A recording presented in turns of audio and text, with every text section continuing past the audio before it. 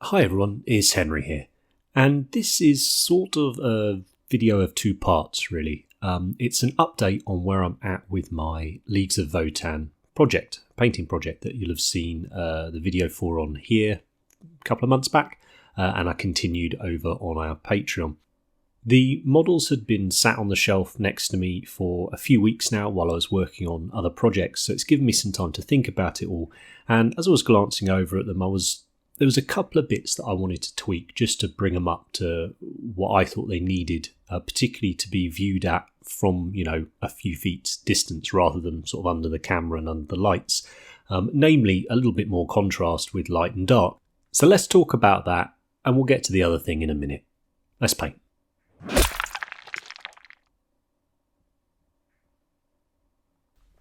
So you can see here, side by side, we've got a miniature that I did in the previous tutorial and another one that I've painted up to a certain stage of that tutorial, basically before I put the leather on and the metals. And essentially identified that I wanted to increase the contrast slightly in these miniatures. And there's lots of ways we can play around with contrast, colour, temperature, light, dark, all that sort of thing.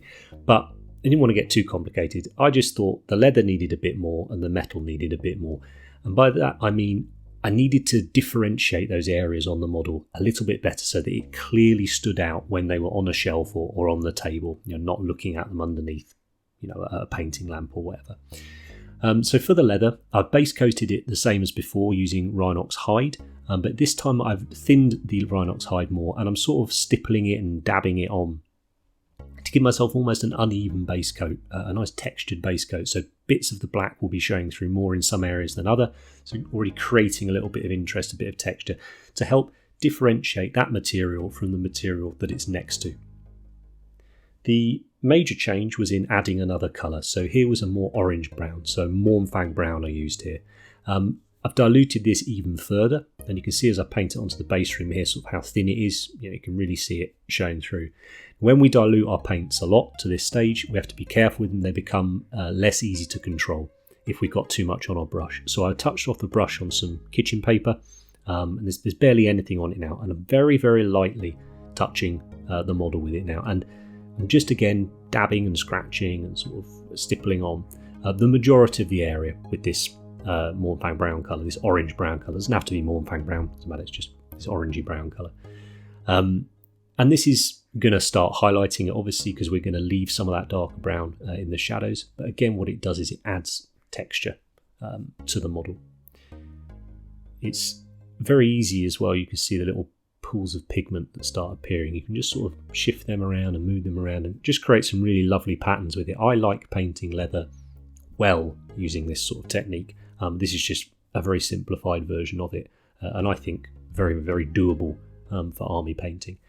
And then for the highlight, I've mixed scale 75 Gobi brown into that Mournfang brown, quite a lot of it, so that our highlight colour is much, much lighter than what's around it.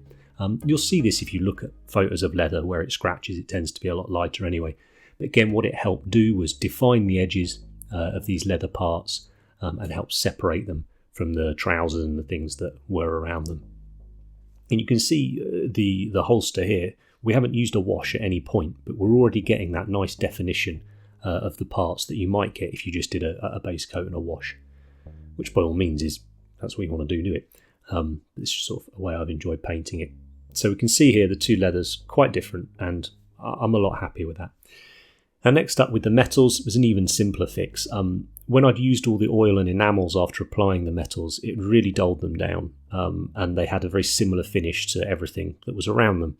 And again, I didn't think it helped sell what they were. So the easy thing to do would be to just add an extra highlight after the oil's dried. But I also thought I'd change the base colour of the silver as well, just to make it a little bit more interesting and to bring in a bit of colour contrast here. So I've chosen quite a blue silver here. This is dark silver metallic, I think it's called, by Pro Acryl.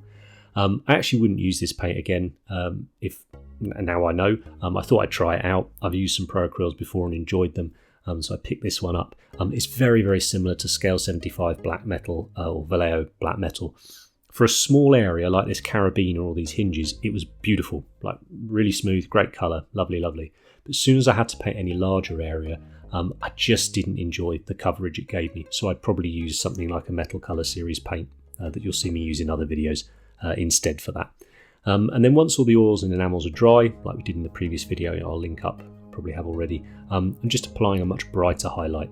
This is Citadel Lead Belcher, but again, the same thing as the leather applies, a much brighter highlight than the base colour was, which, if we stare at it up close, is probably a bit too jarring. Maybe not with metals, to be fair, but a lot of other stuff it can be. But pop down on the desk or the gaming table or the shelf or whatever, it did exactly the job that I wanted to. So not major changes at all, but just some nice little tweaks. And I absolutely am in favour of going back to army projects and doing little tweaks. Incidentally, I also painted the buttons on the wrists like red and green, but you really don't need, I don't think, a tutorial on that. So as I've been doing this and seeing them sort of slightly improve, I got to thinking about the project as a whole, and I was really happy with how well that Trans-Hyperion video was received. I do a lot of tutorials, I really enjoy doing them, but rarely am I doing a personal project. So to see that people had enjoyed seeing it and what I was coming up with, that was really motivating, and I really enjoyed it. But it got me to thinking about, why was I doing this project? What was I doing it for? What was I hoping to achieve with it?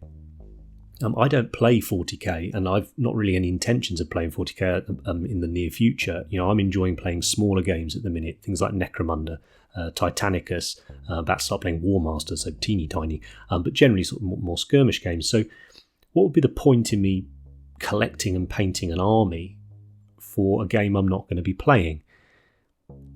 And I don't generally paint display models either. I don't really like looking at my work when I'm finished with it normally. So what I'm enjoying from my models is the experience I've either had painting them or the experience I've had playing with them.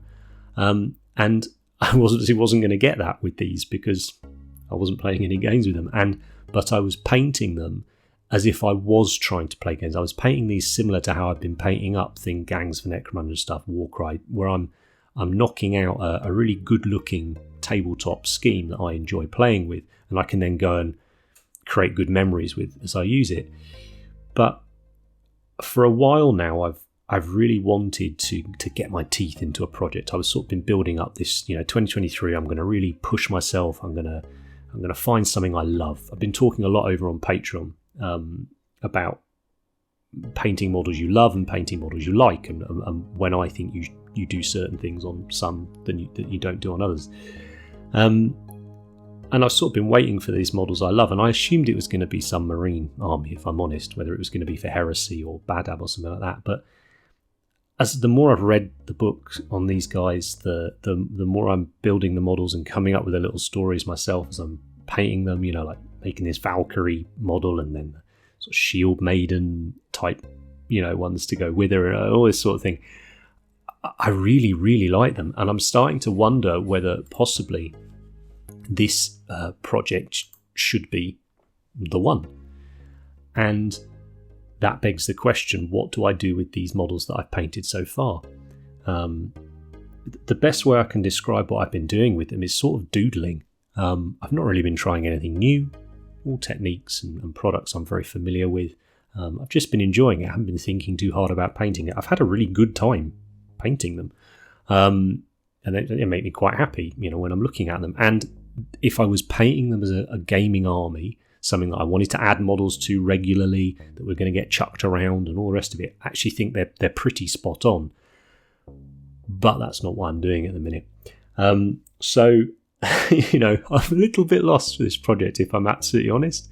Do I do what I was planning to next, which is paint some of the vehicles up? So I'm not painting to a list or anything, just paint some of the vehicles up, have some fun with that.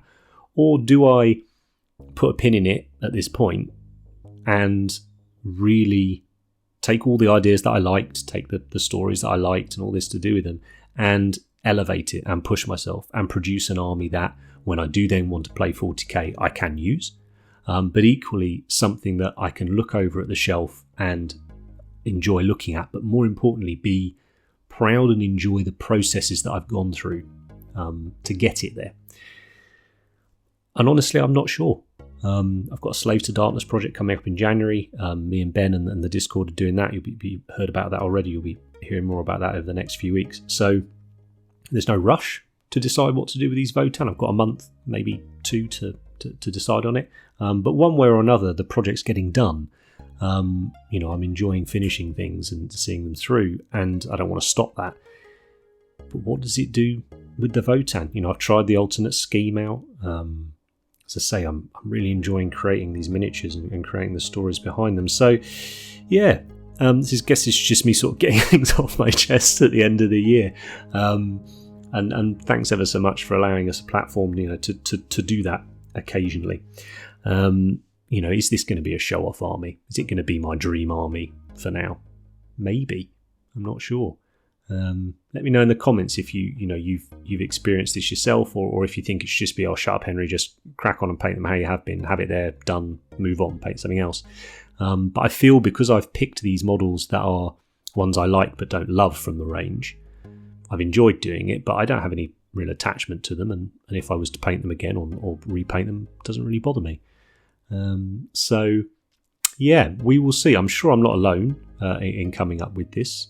And I think as I'm doing more and more gaming, that's opening my eyes to why I should have different levels of project, particularly different levels of army painting. We've discussed that before. So yeah, a little bit of a meandering sort of, spewing out my thoughts. But that's where I'm at with it. So let me know what you think. If you've got any suggestions, if you'd like to see some stuff continued in this style, let me know as well. I would like to do the vehicles particularly, and some of those character models I think are amazing. But it's not an unhappy thing. I'm not in a bad place with it. I've thoroughly enjoyed doing them. It's just, how do I continue doing it? So if you're still with me, thanks ever so much for watching. Hit the like button, subscribe. Check out our Patreon if you fancy it. The support means the world to us. We really, really appreciate it. I'm going to keep going with this project. I hope you keep going with yours, and I'll see you next time.